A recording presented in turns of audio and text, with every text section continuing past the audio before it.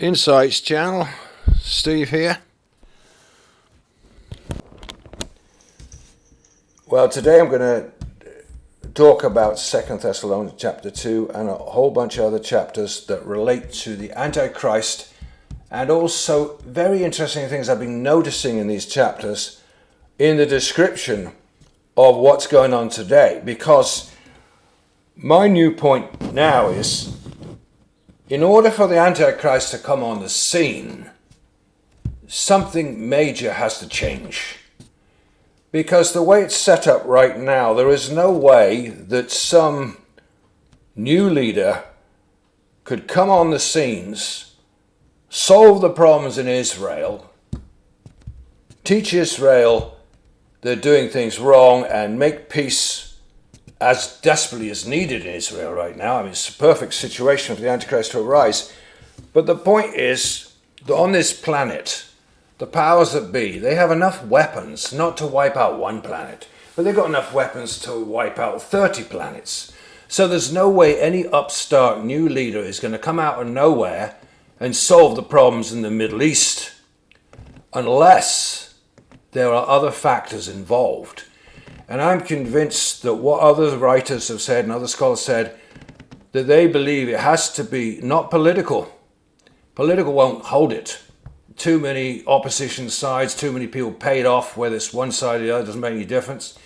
You saw the reaction in Israel with what happened in Gaza, that it paralyzed the world. Nobody has done anything, or next to nothing. They're paralyzed because of who is in charge. Now, I think the point we need to understand is at the moment, according to Revelation 13, we are still under the influence of the sixth head, or what was Rome, and what came out of Rome. But we're not yet into the seventh head. And I believe that the seventh head, the Antichrist head, is going to call for something very drastic. When I studied history of the different empires, what did it take for one empire to totally demolish the previous empire and take over? It took utter ruthlessness. And I would add something else to that. Man has got way beyond the point of solving things with the military or with politics. It's too complicated for that now. The weapons are too powerful, especially when you're talking about solving a situation like the trouble in Israel, which the Antichrist, I noticed, has a lot to do with. I was thinking that, we've always talked about, the Antichrist can make a pact for the Jews and the Muslims and the Christians based in Jerusalem. But I'm realizing the Antichrist doesn't do it because he agrees with those religions. He does it because there's so much trouble there in Israel that he wants to stamp on Israel so he has control. I mean, look at the stats today. If you look at stats for Israel, most of the people in Israel are not Jewish. Most of the people in Israel are not truly Jewish religion. So what is the Antichrist really interested in? As with all leaders, it's control. He's going to use the occupying the temple to control the peoples. And he considers that the Christians, there's over 1 billion of them, and the Muslims, there's over 1 billion of them too, a lot of people, and the Jews, they're very influential, they're a lot less, but they're all over the world, and they're in all positions of power. So, the Antichrist, he chooses Jerusalem, and I've often wondered why. I've told people, why Jerusalem? Why not London? Why not Rome? Why somewhere? Well, because it's prophesied it would happen, and because also we know that the devil, through the Antichrist, wants to usurp God's kingdom. He wants to imitate the coming Messiah. We know these things. But I also think others who've speculated about the supernatural has to be involved. I agree. From all I've studied, I don't think politics can do it. They get obliterated before they even tried, because there's just too many missile systems, too many bombs that nobody's using right now. They're using all the little stuff. They're not even using the heavy stuff in Ukraine, for example. It's all like a big game. But in order for the Antichrist to come on the scene, it has to be something so supernatural, as is so well described in this second chapter of Thessalonians. And I'm going to just read it because I think it's so powerful. It speaks for itself. Now here's Paul warning people 2,000 years ago what will have to happen before this man of sin comes on the scene. And he says here, and this is 2 Thessalonians chapter 2 verse 3, let no man deceive you by any means, for that day, the coming of the second coming of Christ, shall not come, except what comes before Christ's second coming? Except there come a falling away first. That's what we're seeing in the world today. A big falling away from faith, where the so-called Christians and the so-called people who are supposed to stand up for the truth, they're not doing it. By the vast majority, they're not standing up for the truth. It's tragic. In fact, they're backing the oppressors in the way they talk. I won't go into details, especially that Israel situation. I won't say more. But they're showing clearly today that they're falling away from faith. They're not standing up for their faith. In fact, the famous Steve Quayle, I was listening to a video yesterday, and he was saying, well, a lot of people are calling evangelicals now, what's he say? Jellyfish. Why? Because he says you guys should be standing up for the truth and you're supporting the wrong side. And I totally agree with him, he's right. But that's what's predicted. What does it say here in 2 Thessalonians? It says, let no man deceive you by any means. And that's what's happening. All the Christian world is largely being deceived by the lies. Stand up for the wrong side.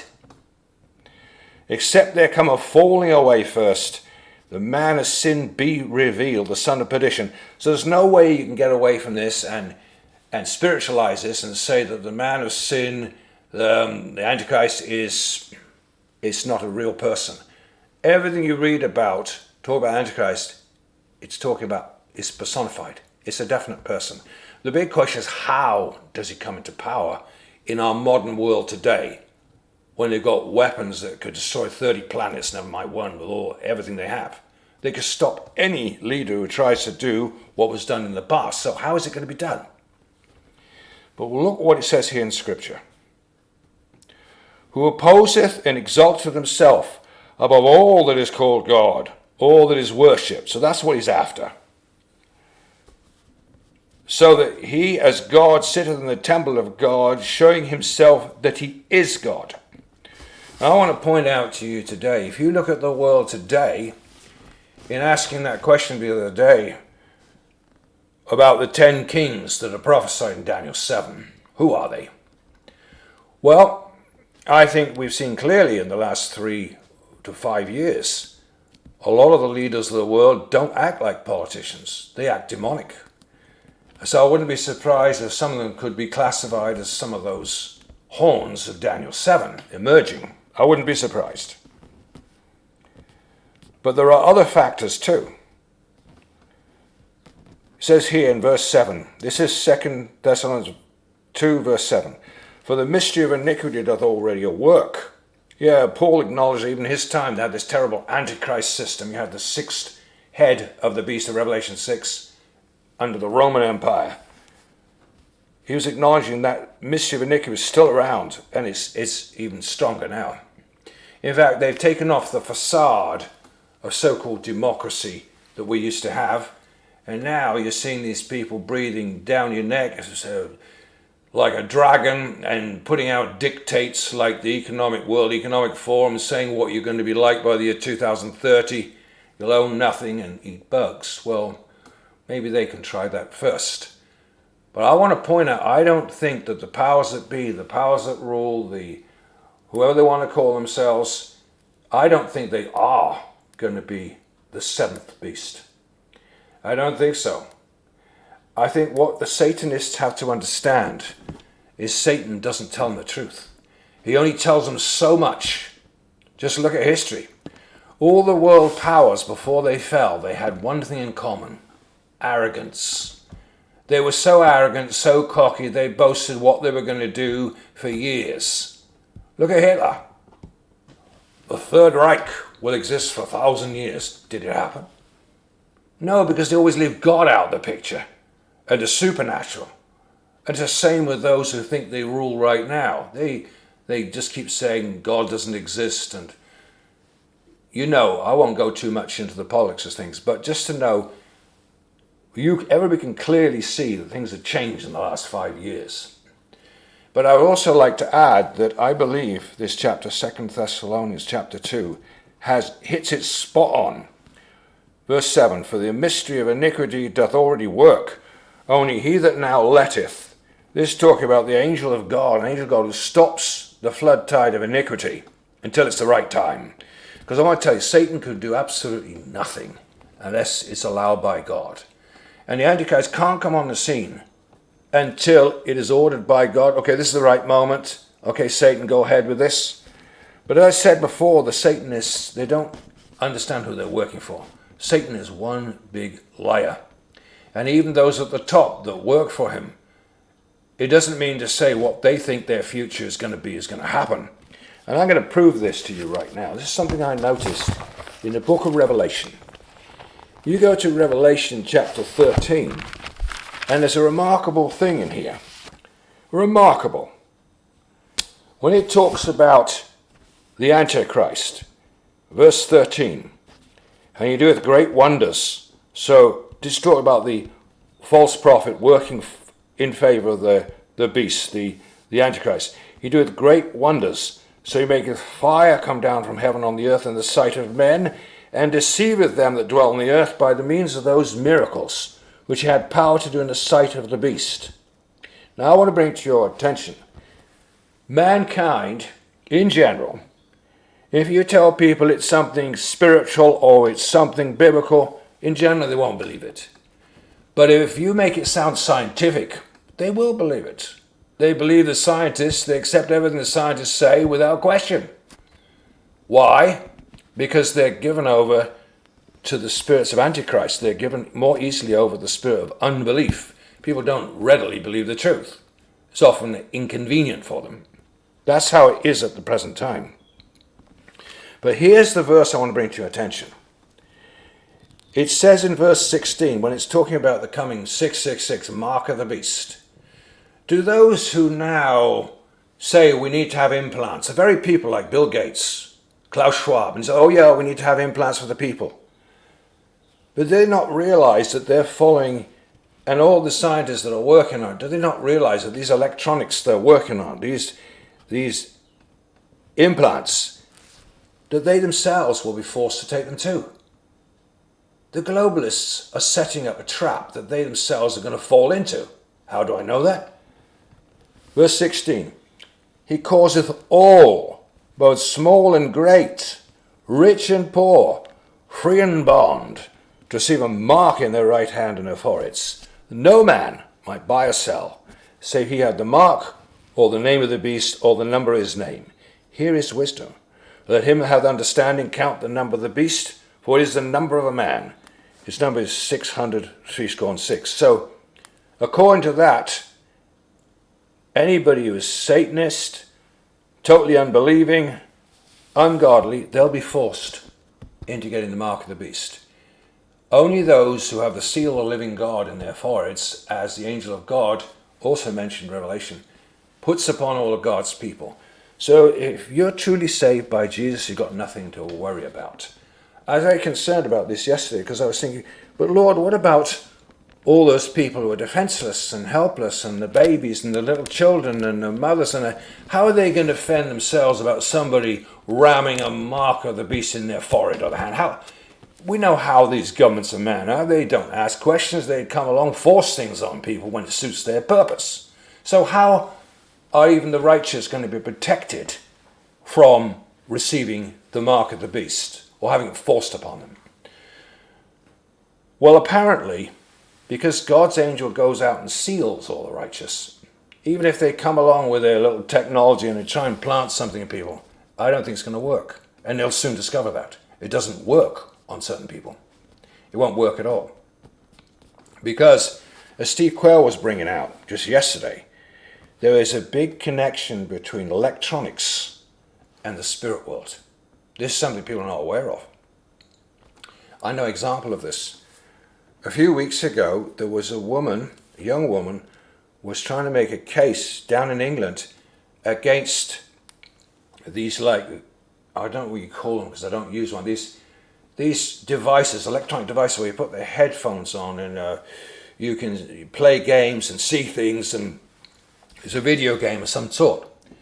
But she said she was playing this game on the net, and it was one of these virtual reality ones. That's right, virtual reality things with a lot of modern technology, AI and that. And she set claims, and she tried to sue because she said in the midst of the game she felt like she was being raped. This is a fact. So there is some sort of connection between electronics and the spirit world. And that is why all these modern devices, they're leading mankind in the wrong direction. They're leading a lot of people on the path of anything electronic, scientific, must be good, when it's a lie. I'm not saying it's all bad, but certain things are dangerous, as that woman pointed out. But I think they dismissed her case as her imagination. This is just to give you an idea. But there has to be some big connection between electronics and the spirit world. There has to be. And that is why I think it's important to keep warning people to not take implants. Even if they're going to tempt people with implants in the years to come, with improving your sight, improving your hearing, for those that are old, improving anything in your body, I wouldn't do it if I were you. Do not trust anything to do with electronic implants. That would be my advice to people. But the other major point I wanted to bring out was, as others have done before, I don't think the Antichrist can come on the scene except something very major changes on this planet. And I believe it's probably true what others have speculated about before, and you've all heard this before.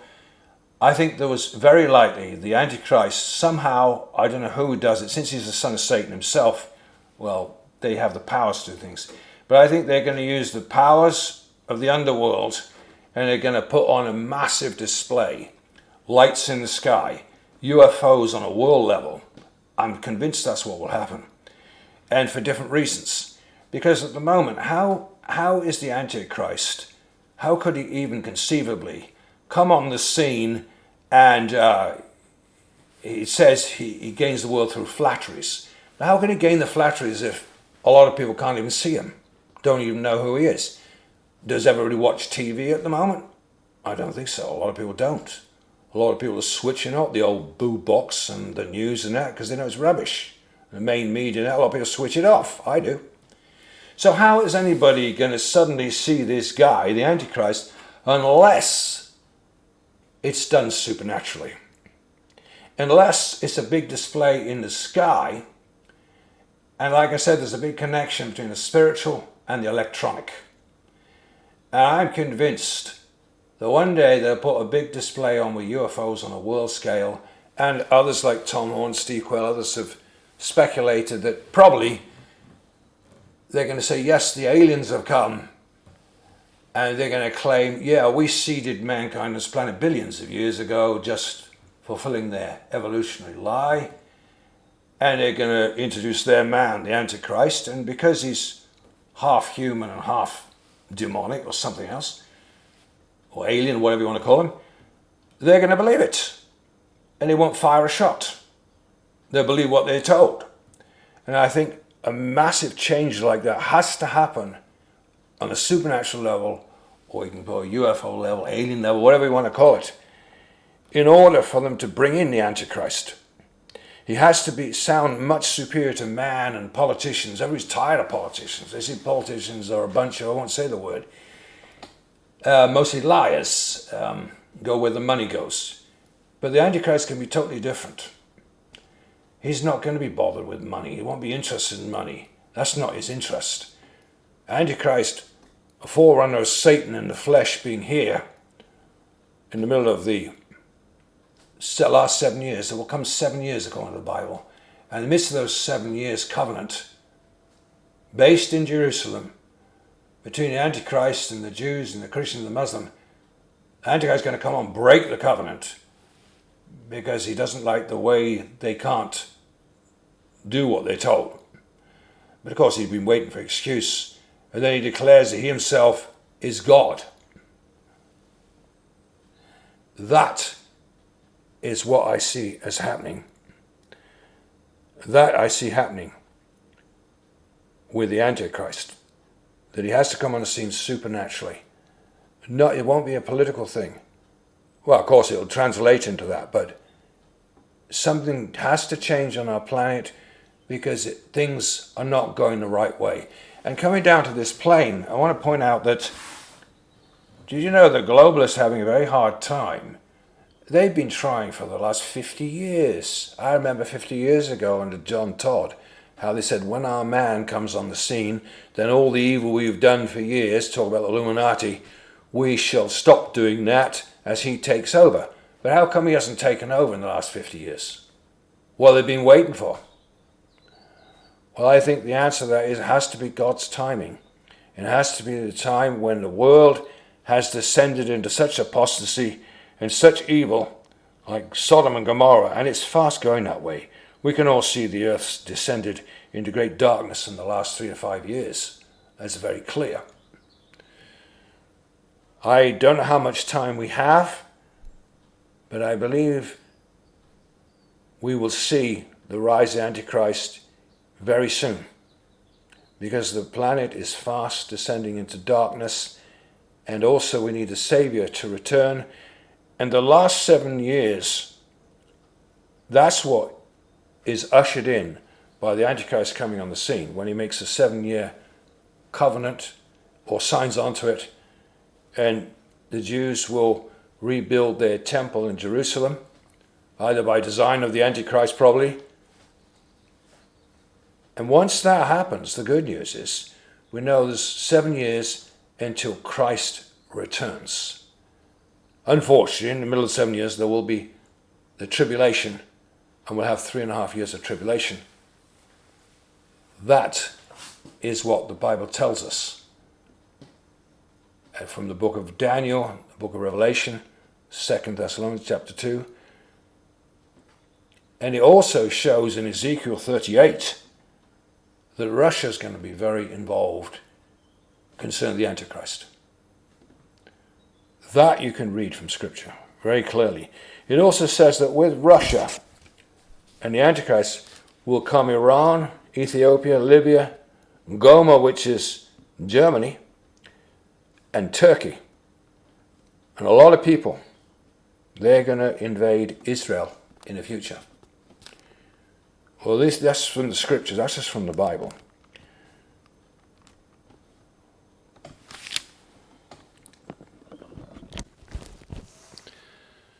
Well, I hope you all enjoyed that Bible study about the Antichrist.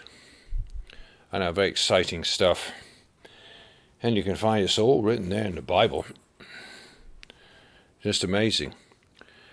I'd like to encourage you to please do get hold of my books, my Insights books, which are all based on 8 Apocrypha books or Hebrew books, like Enoch, Jasher, Jubilees, Lost Books, Adam and Eve, and other Apocrypha books as well.